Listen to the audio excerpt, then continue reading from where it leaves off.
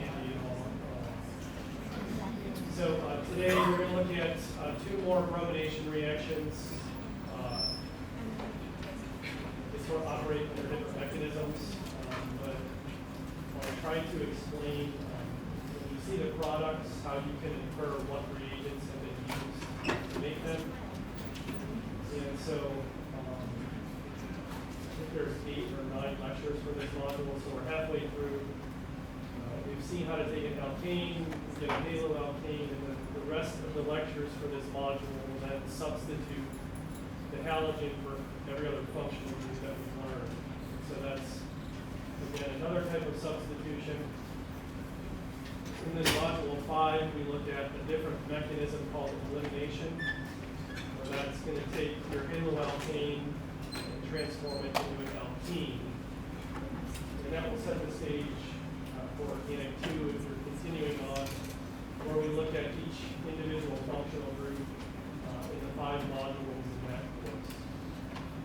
So what you sort of see now is what you're going to get to the end here.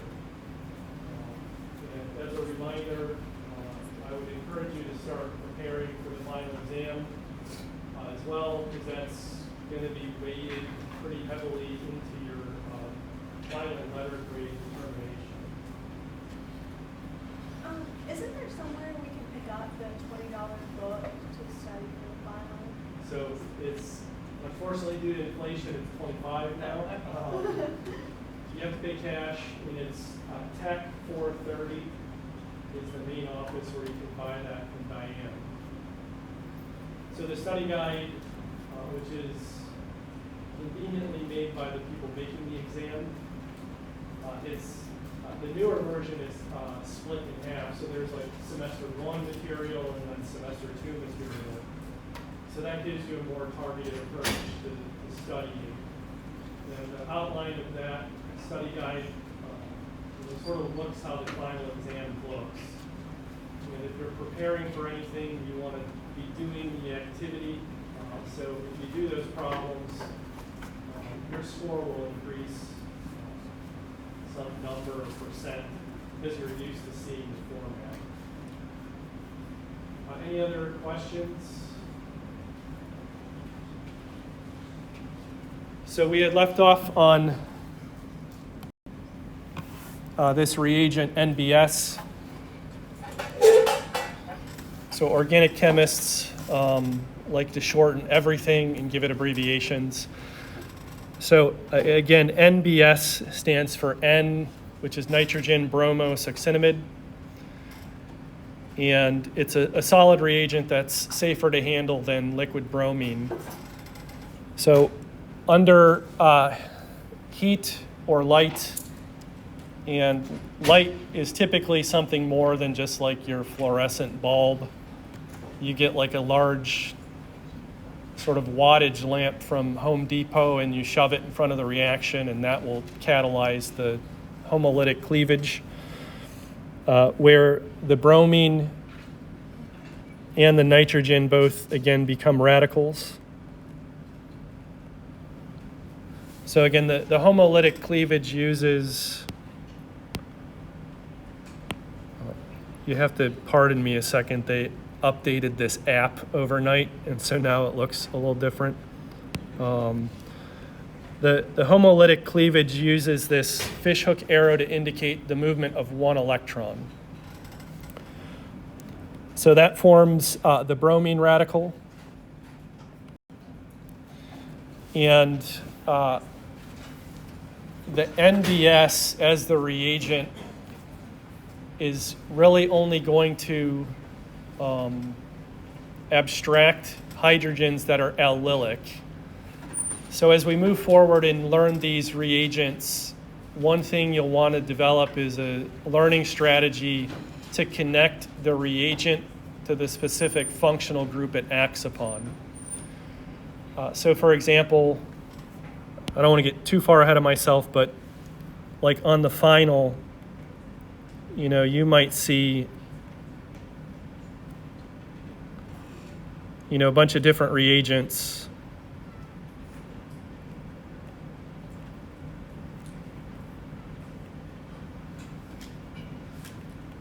something like that. So A, B, and C all have bromine in them.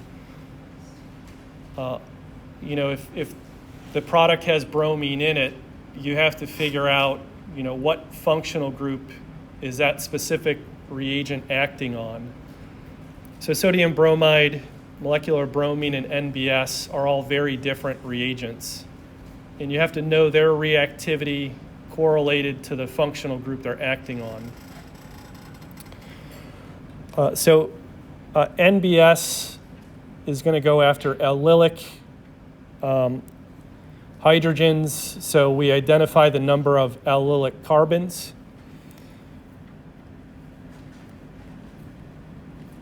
So there's the alkene.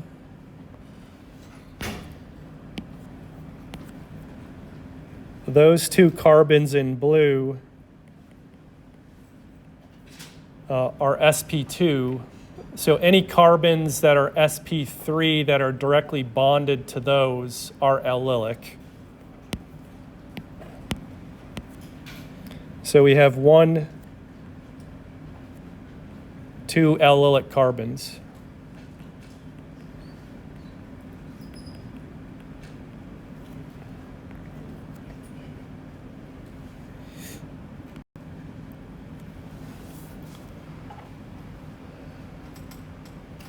So there's a methyl group, and then methylene. And of those, that 3-to-2 ratio, I've just identified one as HA and the other as HB. So what will happen is the bromine radical will abstract an allylic hydrogen. And then the special thing about the allylic radical is it's resonance stabilized. So say, for example, we have bromine radical. We'll abstract HA, and that deposits the radical on that carbon.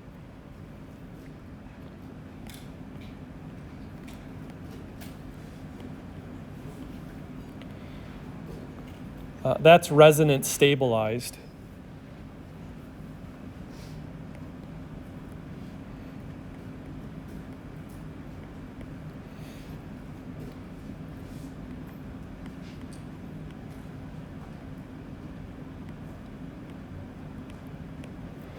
So it may not look like I've done much in doing that, because you can imagine, since that's a sigma bond, that it can just rotate to become that. But again, really what the resonance form is telling you is that, say, carbon 1, 2, and 3. Carbons 1 and 3 have that radical density. Now you'll actually see a difference when we do HB.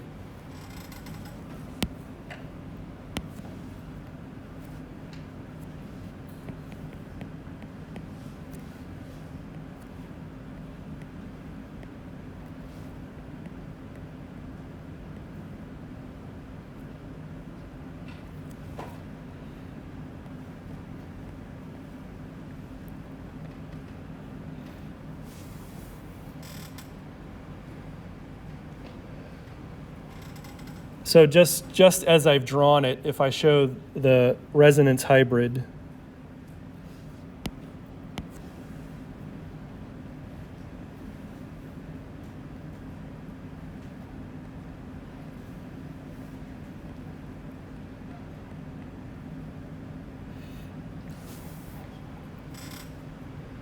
but there's also another one for this.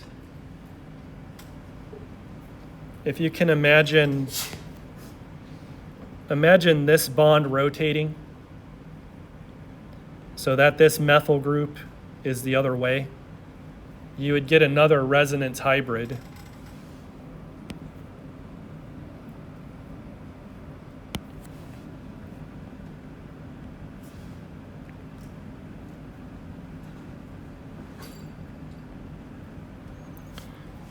So the difference between those, see how the radical here is on the same side as the methyl, and then over here it's different. So that's a valid resonance hybrid. So if we count from the two allylic positions, we have 1, 2, 3, 4, 5 resonance hybrids that we can draw. And before I move too much further on, what I also want to do is classify the radicals. So these first two here and here are both primary. So we would say they're primary allylic.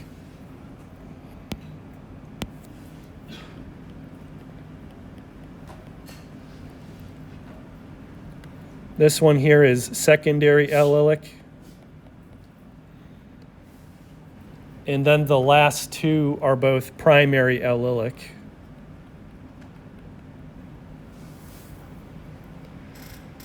So what this is ultimately informing you of is you could potentially have 5 different products.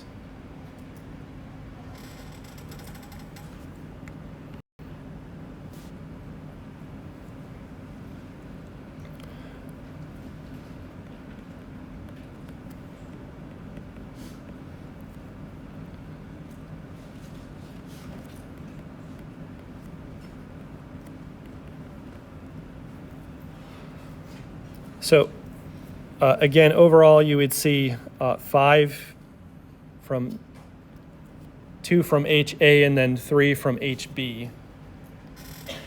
And so I hope you can, understand that this is where things get really complicated in terms of diagnosing, the reagent, the functional group, and then the stuff that happens with the mechanism, in terms of ultimately the number of products that can be produced.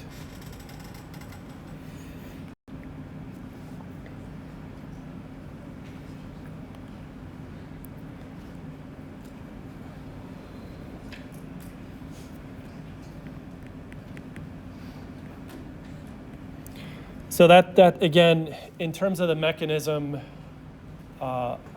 as much as you would just like to straightforward memorize this starting material goes to this product, it's really not that simple, because you have these divergence points. Again, if you imagine that energy diagram, you get into a certain well, and then it can go this way or that way. And really the best way to learn this is you have to consider all the possibilities. You don't just want to focus on one aspect of a reaction. So that would be divergence. Chemists say bifurcation. It's a point at which that energy well can split in 2 different ways, or multiple different ways.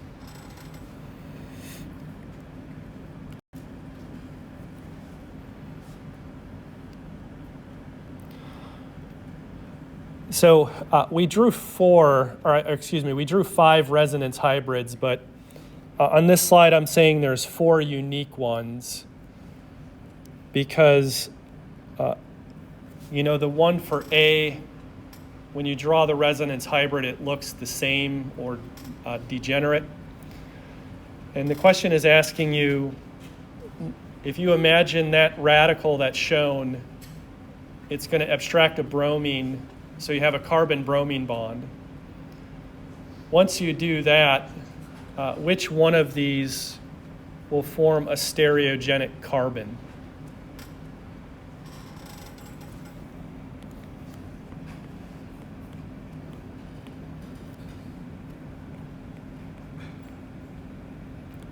And again, that's the carbon with 4 unique substituents.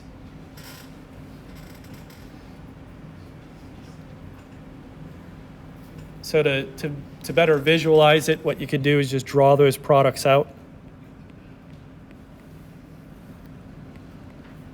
and then ask the question, did that generate a stereo center?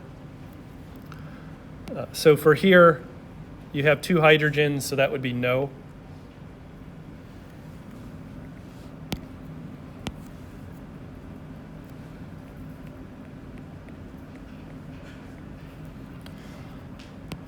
For this one, you have bromine, carbon, hydrogen, and then the rest of this, which is different.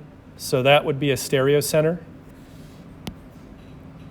So we'll put an asterisk by it.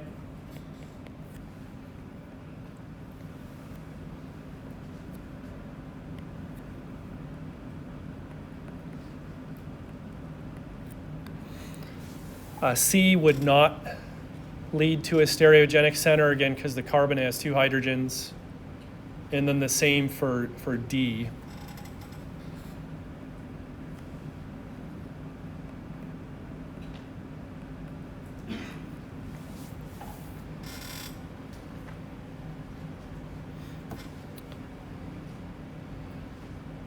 Any questions so far?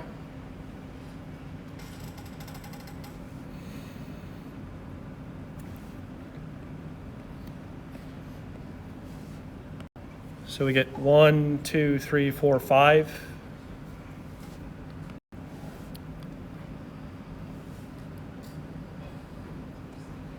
So how many total how many total isomers would be produced?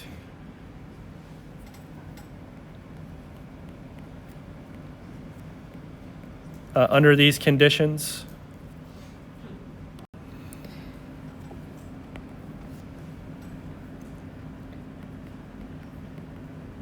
And as a review, again,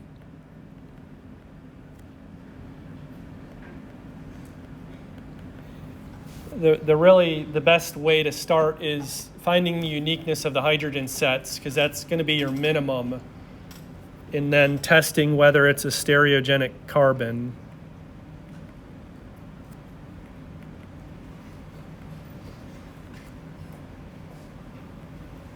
And so that would then increase the number.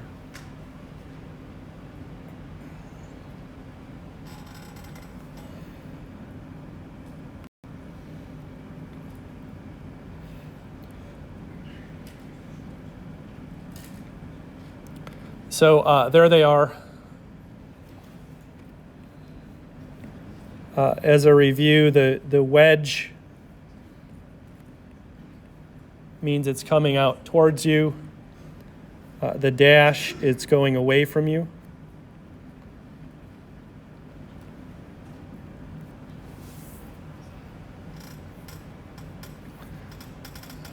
And then I think there's a question or two about assigning stereochemistry or something related to that coming up.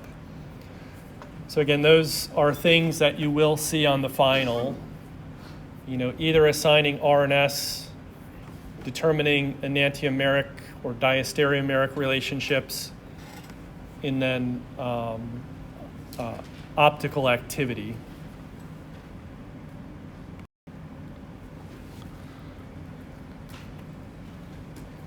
So of the 2 stereoisomers shown from that substitution at the secondary position, what is the ratio of the R to S enantiomers that will be formed?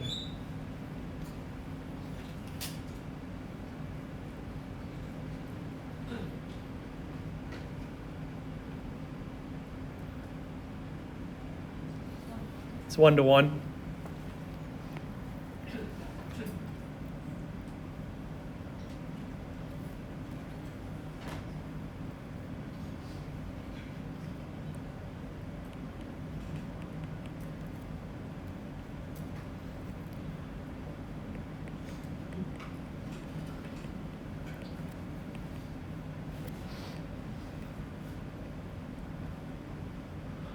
So again, the single electron exists in that p orbital, and I'm representing it as a dot, but that dot is both above and below the plane of the sp2 hybridized carbon.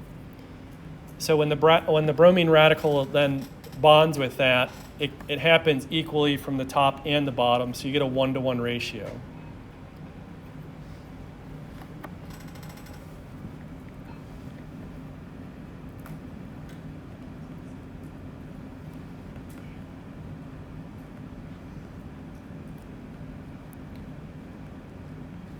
And to not sort of fool yourself as you approach, again, studying for the final, because you're starting with a starting material that is achiral,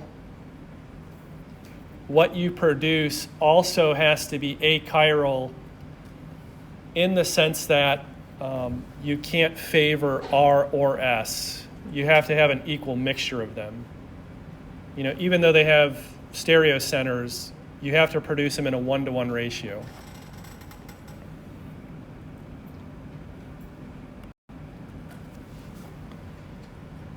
Yeah. Can you describe a scenario where the ratio will not be 1-to-1?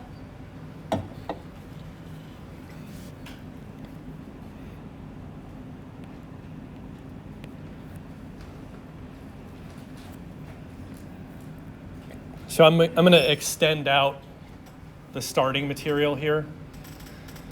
And so what do I want to do to explain this? Give me a second.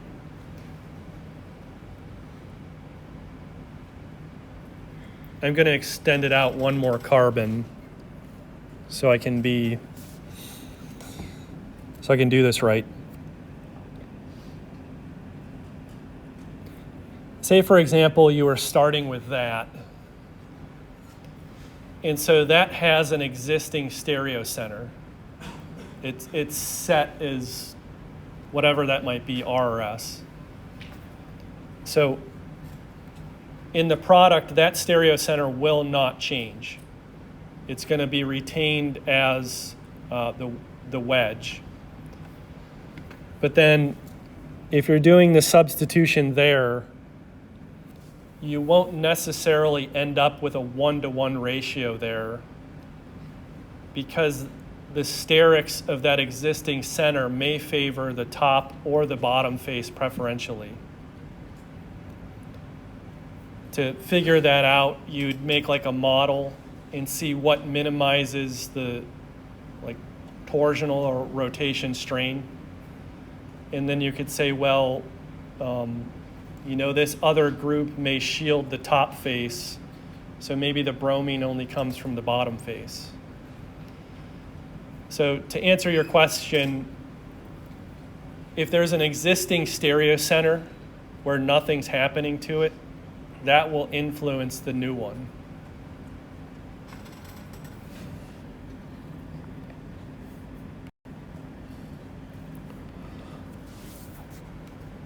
So we're about on time to start a new reaction. And as I said, the pace of the material significantly increases towards the end of this semester here. Especially in Module 5, you'll learn a couple new reactions each lecture period. So you really have to figure out what is your strategy for managing all that information. How do those reagents affect those functional groups? And then what type of product are you producing?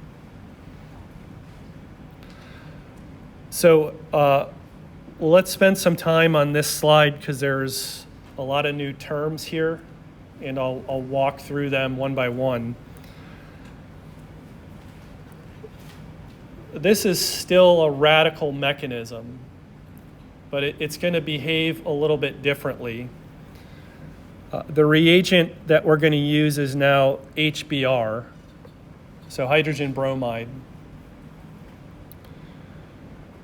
And what it is going to do is add to an alkene.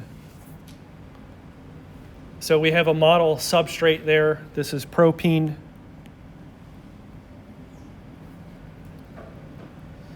So again, there's the alkene.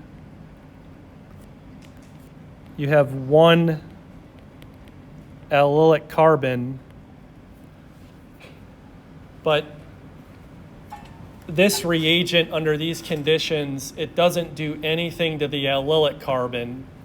It only reacts with the alkene. And so again, that's what I mean by knowing how the reagents affect specific functional groups. And then there's this other word here, regiochemical.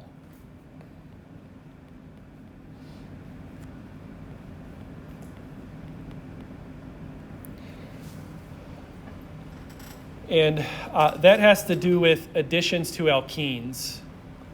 So what is the issue with this molecule propene? So if I put the numbers from the nomenclature 1, 2, and 3, so carbons 1, 2, and 3, you have 2 carbons of that alkene, carbons 1 and 2. And visually, by looking at them, you can tell they're different. Carbon 1 has 2 hydrogens bonded to it. Carbon 2 has a methyl group and a hydrogen. So overall, the reaction is going to add HBr to that alkene. And we have to decide what carbon gets the H and what carbon gets the bromine. So you can do that 2 ways. Carbon 1 can get H, carbon 2 would then get bromine, or the other way around. So that's what's meant by regiochemical. And they're going to produce constitutional isomers, and you have to decide which one's going to be favored. But you can use the uniqueness to figure out from any data that's given to you which one has been produced over the other. So these conditions, as I said, use HBr. I've highlighted the H in red to show you what carbon it's adding to, and then the bromines in that purple color to show you where it added. The other reagent that's used under these conditions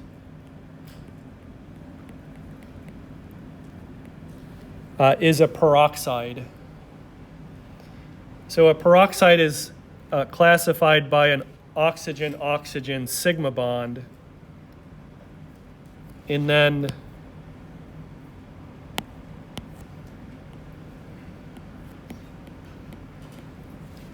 the stuff bonded to it can really be whatever. So this is an example of di-tert-butyl peroxide.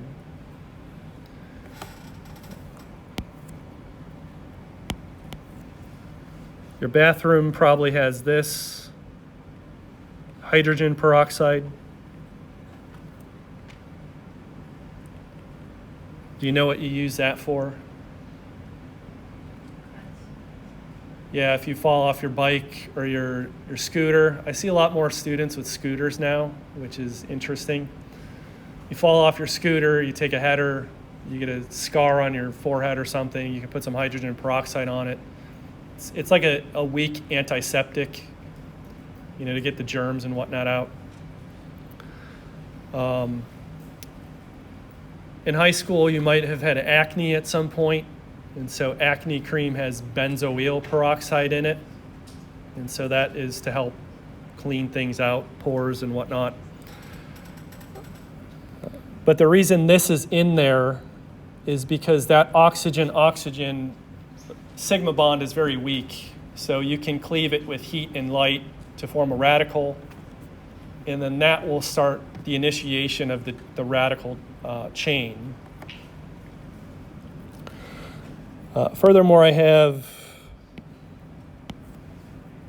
major and then not formed.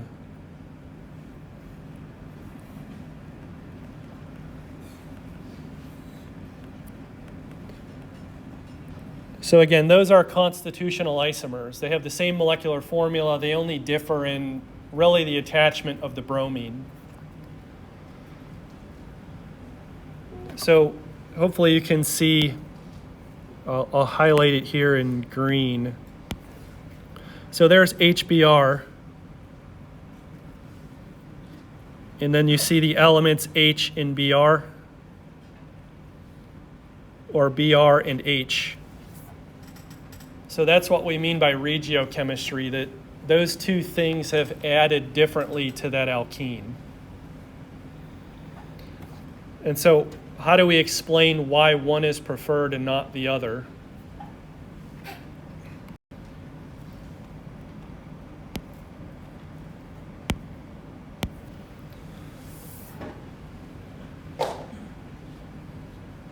So we'll start with how each individual reagent contributes to the overall mechanism.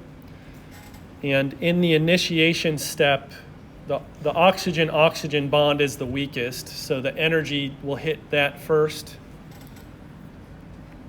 And that bond will homolytically cleave. And you get two of the tert-butyl peroxide radicals, or excuse me, tert-butyl oxide radicals.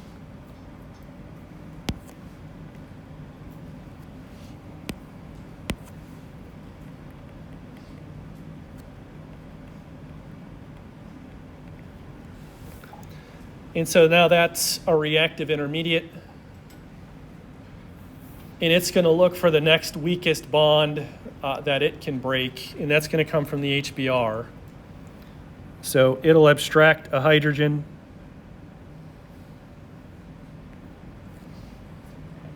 To now generate your bromine radical.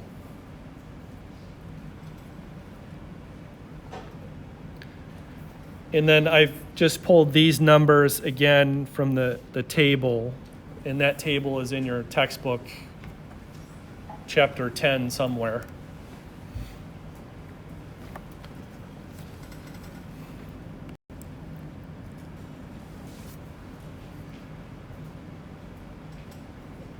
Yep. Will there be questions like that on our final exam where we need to know those numbers, like 366 kilojoule per mole? I don't believe so. Number one, the only thing you can have really that you bring into the exam is a pencil. There's no calculators, but if you do have to do math, it's just addition and subtraction. If there was anything like this, they would give you that data. So all of that really is provided.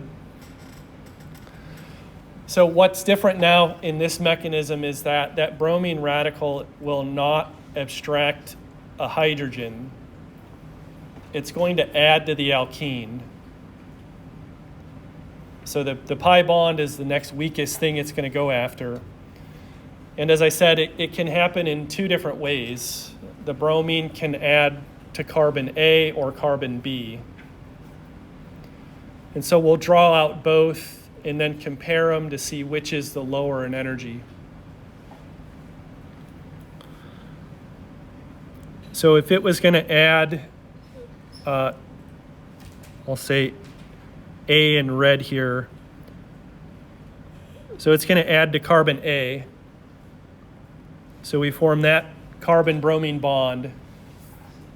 The other electron of the pi bond ends up at a radical on carbon B.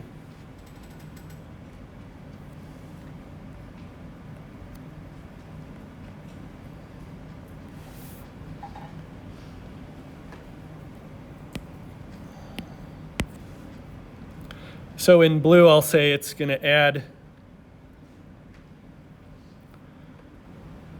to carbon B. And then the radical ends up on carbon A.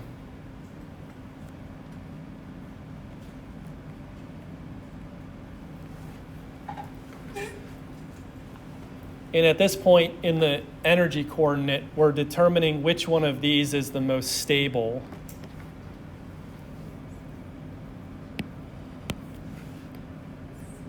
So radical stability is measured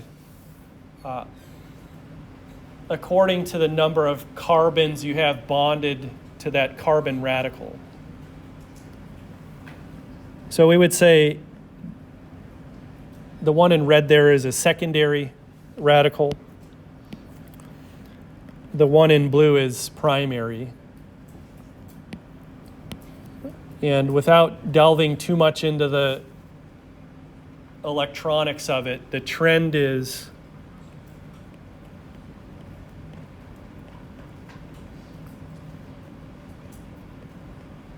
a tertiary radical is the most stable, followed by secondary, followed by primary, followed by methyl radical.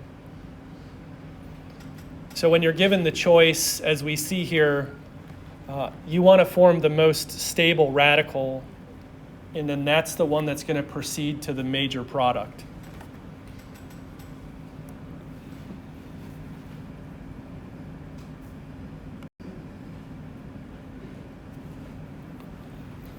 So as we saw, if we add to A,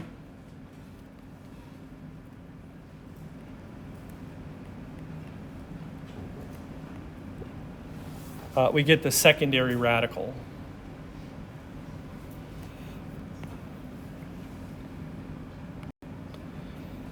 If we add to B, that will generate the primary.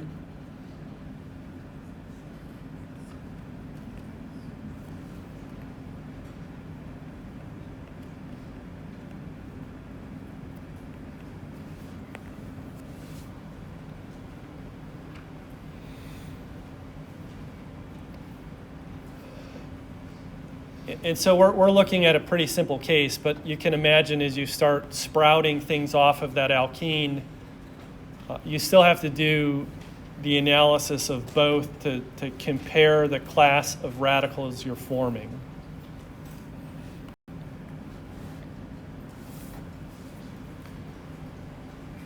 So here it is diagrammed on the slide.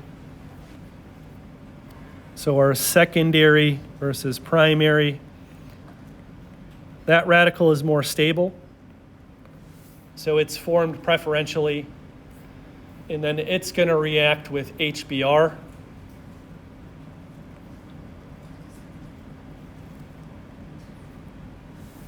To put the hydrogen on carbon 2, and then your bromine radical, which is the chain propagating radical.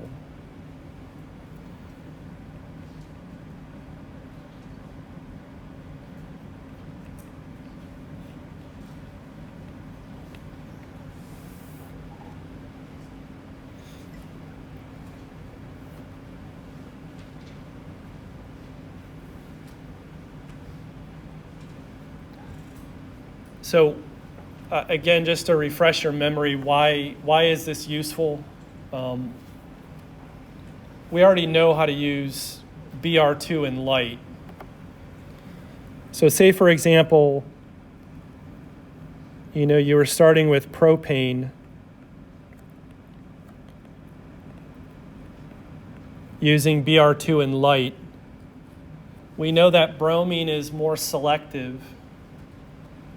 So the major product from that reaction will be the secondary bromide. And so the major product under these conditions is the primary bromide. And so in terms of thinking of food, I haven't eaten yet. I'm a little hungry.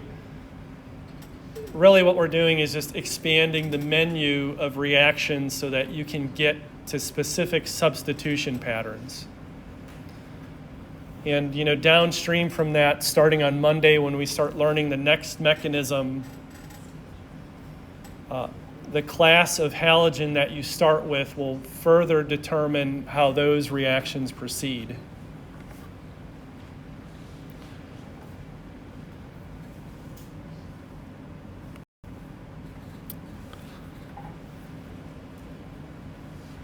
So imagine you ran that reaction and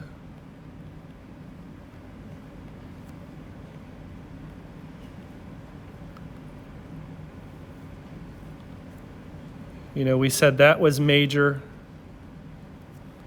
This is either not formed, or we'll cover our butt here and we'll call it trace. So we're not boxing ourselves in. So if the other thing is formed in a trace amount, but we have the primary as the major, which NMR spectrum belongs to the major product?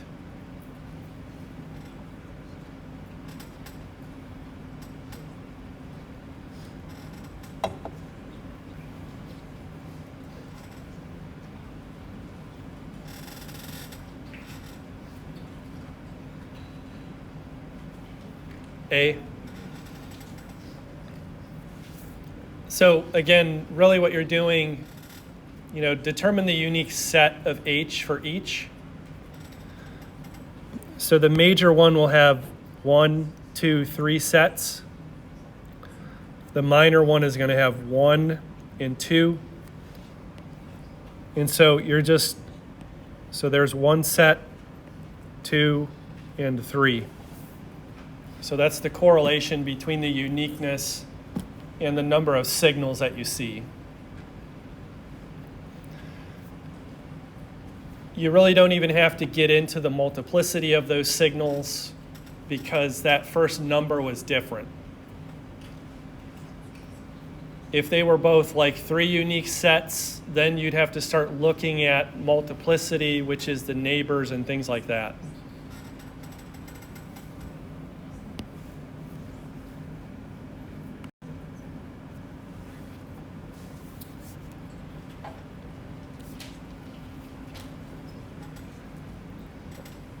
So just a couple more slides here, putting this into practice. If we were going to take the HBr, the peroxide in heat, the question is asking us, what is the name of the major product?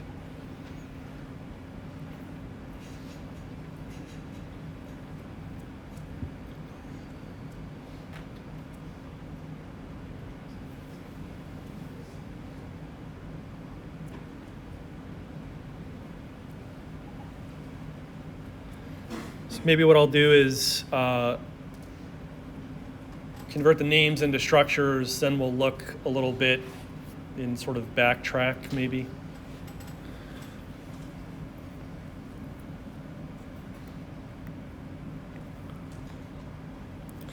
As a review, one thing that you can do,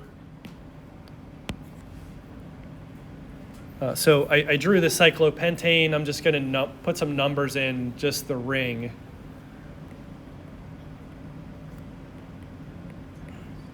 To really help me with where the substituents go. So it says they're both on carbon 1.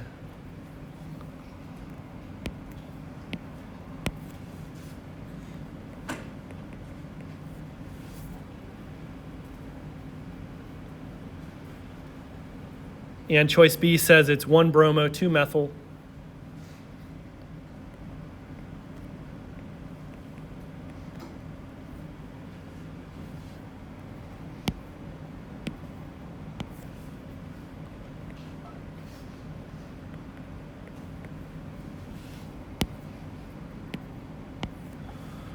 C is 3 bromo, 1 methyl. Then there's a little trick in there as I look at this name.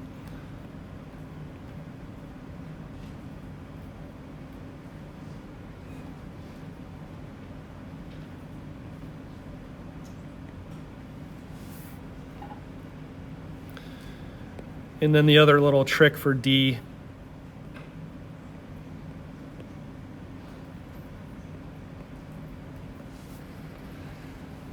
The trick is that the name ends in ENE, which means the alkene has been retained. So really, again, with your intuition, if you know that under those conditions, the double bond has to be gone, C and D should be eliminated. And that leaves you with A and B, which are constitutional isomers. And the difference between them forming is that regiochemical argument.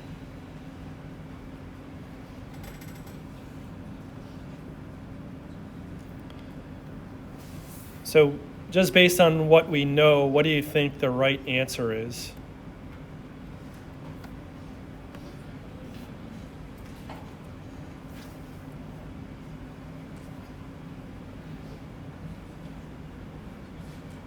We have an A. Anyone agree? Oppose? We'll do Robert's Rules of Order. We have a motion on the floor for A. Does anyone second that motion? One of the sort of tells that A is not correct. If you classify the bromine, the carbon bearing the bromine has 3 carbons, so we would say it's a tertiary bromide. And then for B, how would you classify B? So B would be secondary.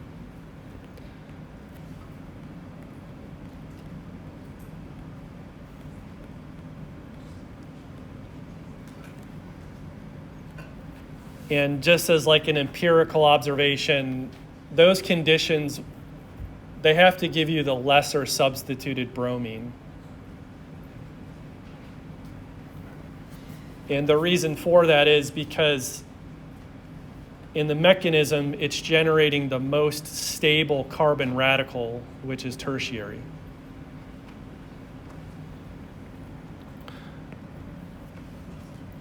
So you imagine we got to the stage where we formed Br dot. And if we say, again, I'll just use A or B in terms of the carbons. If the bromine adds to carbon A, that's going to generate a tertiary radical.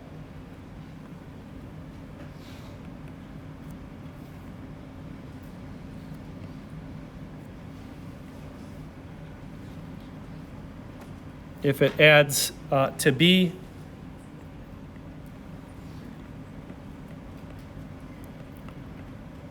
that generates a secondary radical. And again, that one will be preferred in the reaction coordinate. That radical will then get quenched by HBr. So where you see the dot, that becomes hydrogen. And so overall, empirically, again, maybe a shortcut for this is those conditions generate the less substituted class of bromine.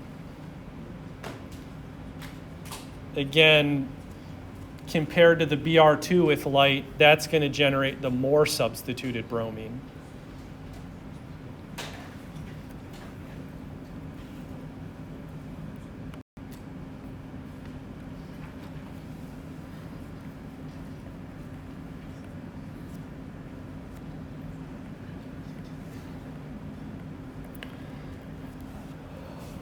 So we said that was the major product. And so how many stereogenic centers does that have?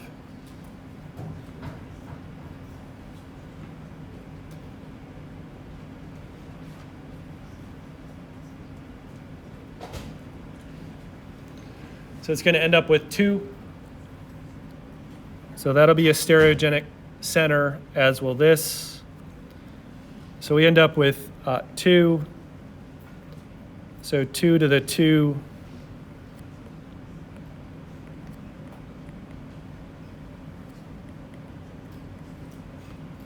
That's going to get you 4 total stereoisomers. And just to review what they are in terms of the CIP designations,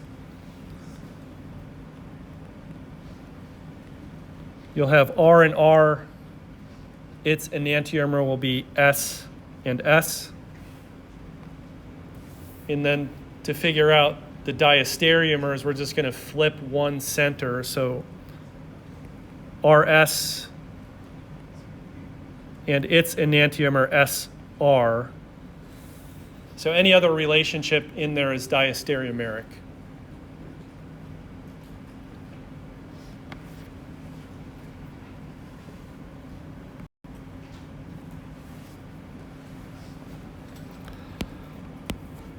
So here's that same question, just phrased a different way. You have 2 structures, and it's asking what's the relationship between them.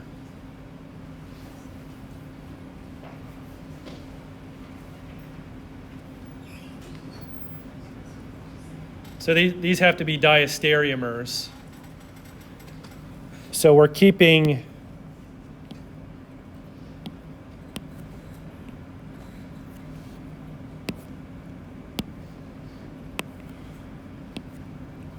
that methyl group the same, but then we're switching off the bromine. So since one of those is changing, they have to be diastereomers.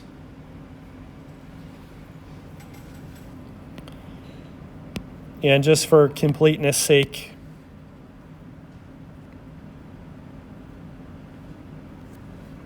man, these stupid pens.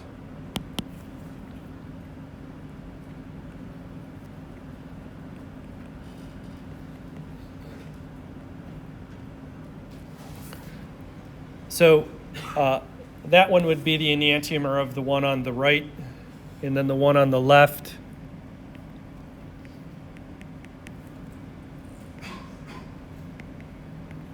Well, that's what its enantiomer would look like.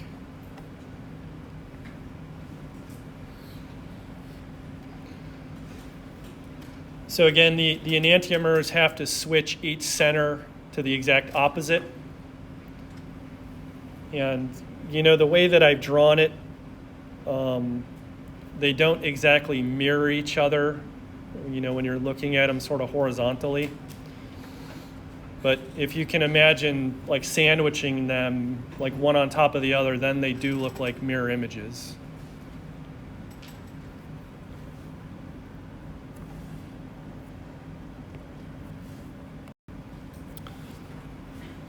Eight minutes early. Any questions before we wrap up? Yep. We're just best friends forever. I gotta do it. What would happen if you add a bromine gas to alkene? So just to give you a preview, you know, again,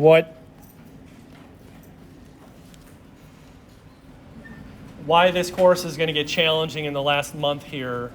If you have that alkene plus Br2, but there's not light indicated, the bromine is going to do an addition. See, there's two bromines. There's two carbons of the alkene. Each carbon gets a bromine. So your module 5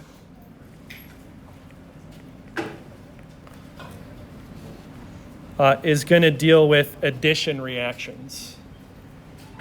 Addition is simply that you have some reagent with two things.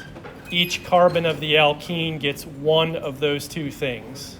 So that's called addition, and that's another mechanism. So I can't stress it enough. That's why it's important to know the context of those reagents relative to the functional groups.